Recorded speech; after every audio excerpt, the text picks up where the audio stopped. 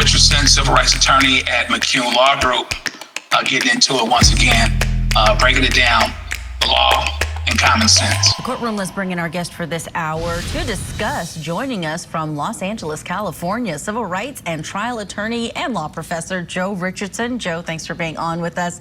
Let's talk about the evidence of abuse here. We're talking about from the 90s, late 90s, and it wasn't enough evidence to bring charges against him for 2 decades.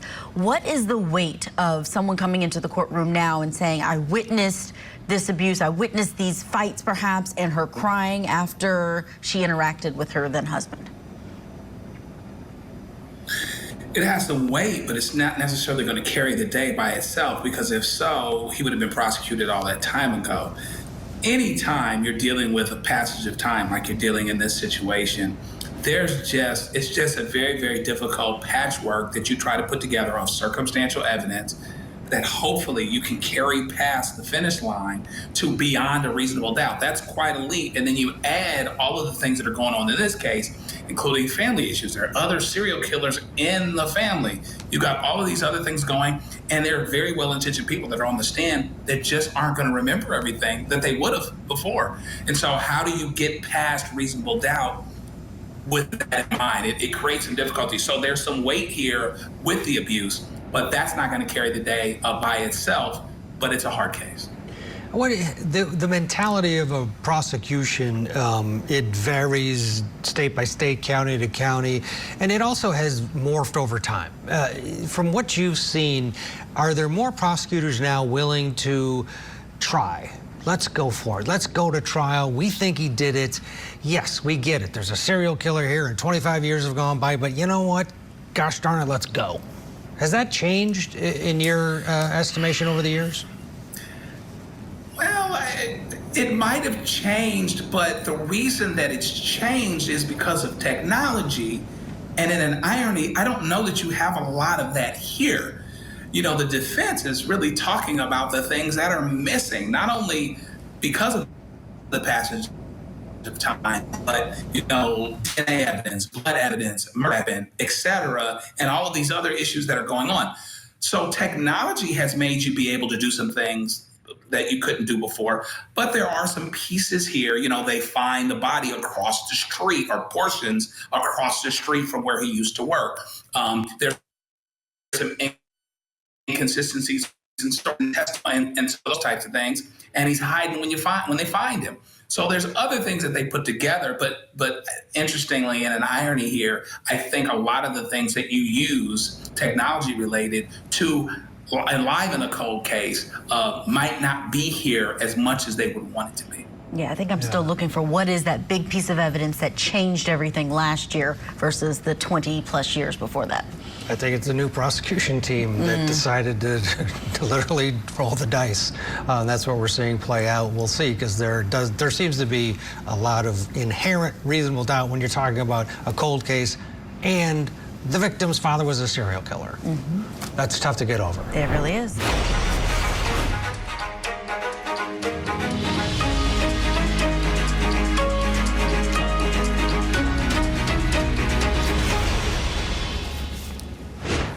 All right, welcome back to Court TV Live. We're watching this sentencing hearing out of the state of Ohio. The defendant in this case is a young woman by the name of Anna Millette, and the judge has her sentence, her future, in his hands. Absolutely. She's already pleaded guilty to involuntary manslaughter and felonious assault.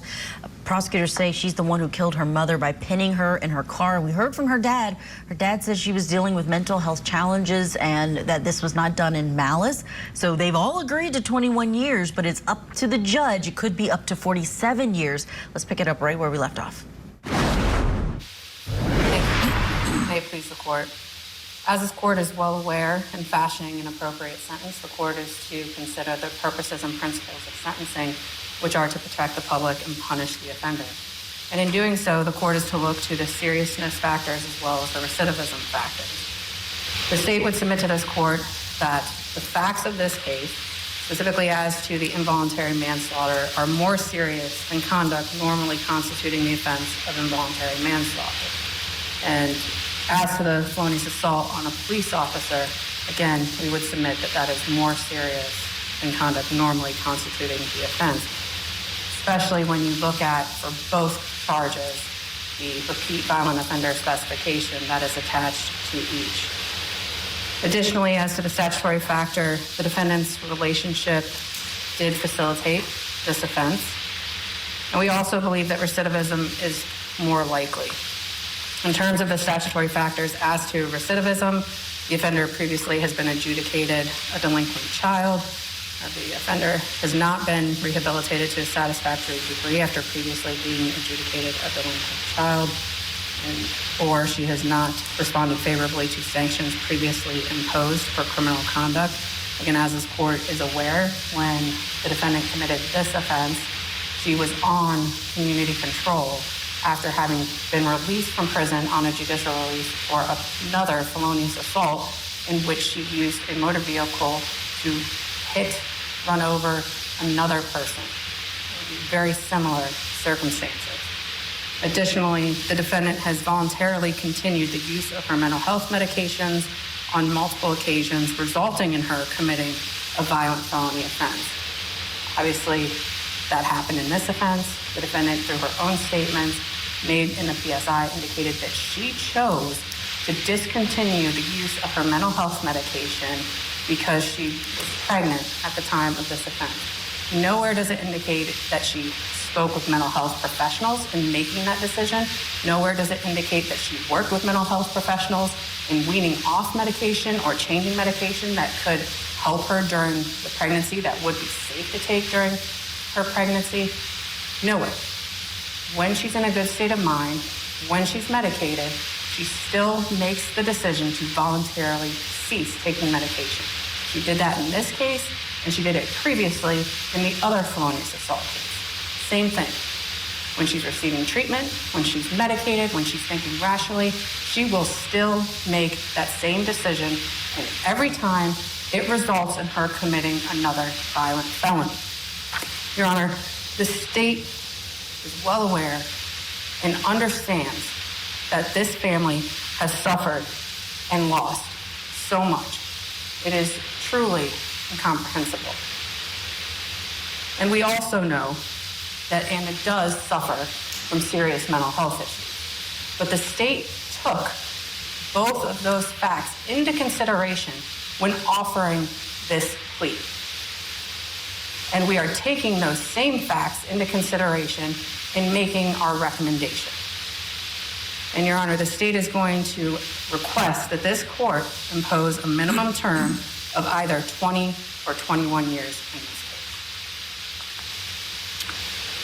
Thank you. Ms. Millette, anything you wish to say on your own behalf, ma'am? Yes. First, I'd like to say I have lots of remorse for what happened and regret what happened. Never again will I commit any crime. Losing my mom was the worst thing to ever happen to me, and I cry daily. I love my mom dearly. At the time of the events, I was suicidal and in psychosis. This was a horrible accident. This event has deeply affected me, and I had a major wake-up call that I need to take care of my mental health and make better decisions. Furthermore, I'm sorry for being so reckless and the harm that I brought to my mom and police officers. Additionally, I want to say how horrible I feel for this happening. An innocent life was lost. My mom did not deserve that, and I'd do anything to get her back. Losing my freedom is a small price to pay compared to losing my mom. In the year of being locked up, I've changed dramatically. I'm mentally stable, loving, kind, and back to the normal self my family knows me as. I take the necessary precautions to be the best version of myself. I have a daughter now. I have to do better and would like to be out and reunited with my daughter one day. I want to make a positive impact to society instead of a negative one. Furthermore, I want to apologize and say sorry to my family for the hurt they experience every day grieving Joyce Millette, as I also experience this too. My family still supports and loves me, which I'm greatly thankful for. The day of June 15, 2024, the day the crimes took place, is a tragedy. I ask for forgiveness from my family and police officers.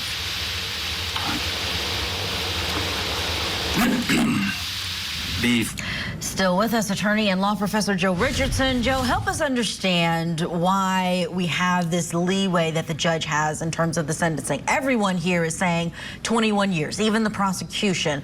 Why do defendants even enter into these deals where they have to plead guilty when it's not guaranteed? Well, because the judge is the judge. The judge is the final arbiter of what actually gets sentenced, and the judge gets to think of some things that perhaps the other parties involved don't, and or he may have a different take on those things. That's why ultimately the judge is the judge. Now, depending on where you are, federal, state, there would be sentencing guidelines and things like that.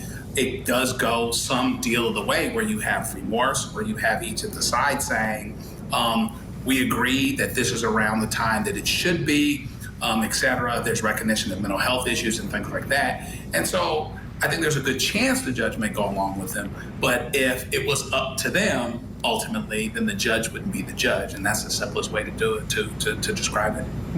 From what you've heard, the tone in the courtroom, do you think that the judge, and we're going to find out momentarily, do you think the judge will go along here with the 21 years? Or, I mean, he made it very clear when she pled that he had the power to upward depart and impose a much different sentence all the way up into the 40s. What's your gut tell you just watching what we've seen in the courtroom? I think that there's a good chance the judge will go along with it, particularly because of the words of the father.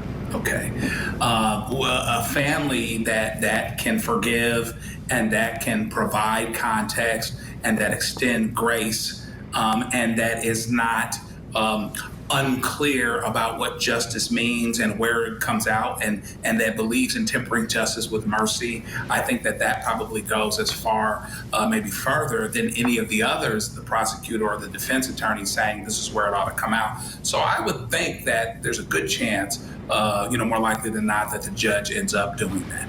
You're so right. That's really three parties that have agreed to this plea deal. It's the prosecution, the defense, and the victim's family here. We're going to get to that judge's sentencing after this quick break. Stay with us. You're watching Court TV.